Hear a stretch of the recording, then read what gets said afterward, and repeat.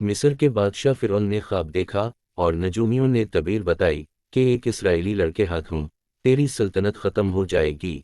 फिरौन ने हुक्म दिया कि मेरी सल्तनत में इसराइली घरानों में कोई भी लड़का पैदा हो, इसे कत्ल कर दिया जाए, और इस काम के लिए एक खुसूसी अमला मामूर कर दिया गया।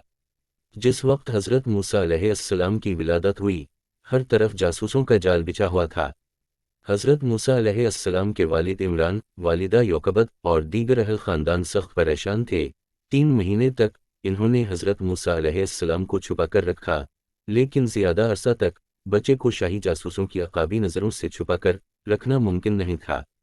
हज़रत मूसा अलैहिस्सलाम की वालिदा के दिल में अल्लाह की तरफ से ख्याल आया कि ताबूत की तरह एक संदूक बनाओ, इस पर लाल रोगन की पालिश करो और बच्चे को इस संदूक में रखकर दरियाए नील के बहाव पर छोड़ दो। हज़रत मूसा की वालिदा ने ऐसा ही किया, एक लकड़ी का संदूक बनाकर दरिया नील में छोड़ दिया। आप अलैहिस्सलाम की वालिदा बहुत परेशान थी। हज़रत मूसा अलैहिस्सलाम की बहन की ड्यूटी लगी कि दरिया के किनारे किनारे चलकर संदूक को देखती रहीं। संदूक बहता हुआ महल के तालाब में पहुंच गया।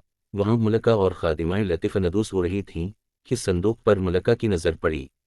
इसने कनीज़ों को हुक्म दिया कि संदूक को तालाब में से निकाल लाओ। संदूक खोला गया तो इसमें एक हसीन और तंदुरुस्त बच्चा आराम से लेटा हुआ अंगूठा चूस रहा था।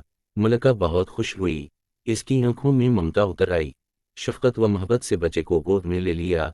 मलका ने सोचा कि इस बच्चे को बेटा बनाकर पालना चाहिए। महल में किसी ने खदशा जाहिर किया कि ये बच्चा बादशाह की सल्तनत को ख़त्म करने का सबब भी बन सकता है। फिरौन के दिल में भी ये ख्याल आया, ऐसा ना हो कि यही बच्चा इसराइल का वो लड़का हो जिसके बारे में नजूमियों ने पेशेनगोई की थी।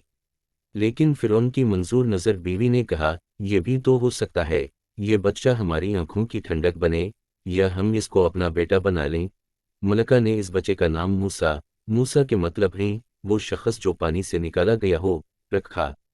हज़रत मूसा को बहुत सी औरतों ने दूध पिलाने की कोशिश की, लेकिन इन्होंने किसी का दूध ना पिया, और हमने पहले से ही मूसा पर दाइयों का दूध हराम कर दिया था। इस वक्त मूसा की बहन ने, जो बार बार महल बहाने से आती थी, कहा, क्या मैं तुम्हें ऐसे घराने का पता बताओ जो तुम्हारे लिए इस बच्चे की परवरिश करें और वो इस बच्चे के खैरख्वाह भी हों। चुनाचे इस तरह हमने मूसा को इसकी वालिदा ही की तरफ लौटा दिया ताकि वो अपनी आंखें ठंडी करे और गमज़दा न रहे और ये जान ले कि अल्लाह का वदा सच्चा है।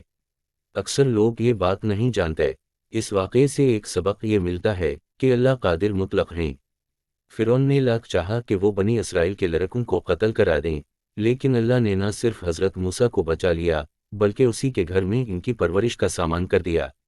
अल्लाह ने न सिर्फ हज़रत मूसा को बचाकर महल में परवरिश का इंतज़ाम कर दिया, बल्कि हज़रत मूसा की वालिदा को सुकून व राहत पहुंचाने के लिए इन्हें भी हज़रत मूसा के करीब कर दिया, जो अल्लाह की करम नवाजी का एक पहलू है।